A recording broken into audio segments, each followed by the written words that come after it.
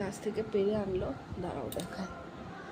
এই দেখো সম্পূর্ণ গাছ পাকা আম। এটা কোনো রকম কার্বাইড বা গরমে ভাপে বা কোনোভাবে পাকানো নয়, পুরো গাছ থেকে পাকা। এটা কালকে থাকলেই পাখিদের ঠুকরে দিত। দেখবে এই যে এই আমটা খাওয়া যাবে, কি ভালো লাগছে আমার দেখে।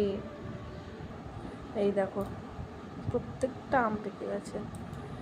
এইগুলো আমার পেটে যাবে, কালকে ঠাকুরকে একটা দেওয়া হবে। তার আগে টোটাল 10টা পেরেছিল, তার মধ্যে 6টা পাশের বাড়িতে গেছে।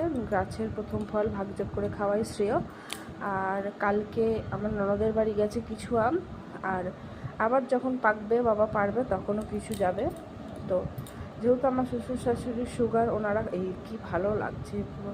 এটা কিন্তু হিমসাগর না, এটা গোপাল ভোগ, হিমসাগরেরই কোনো জাত হবে বোধহয়। খেতে পুরো হিমসাগরেরই মতন, এবং মানে ভীষণ মিষ্টি হয়, কোনো আঁশ থাকে না, খুব ভালো আমগুলো।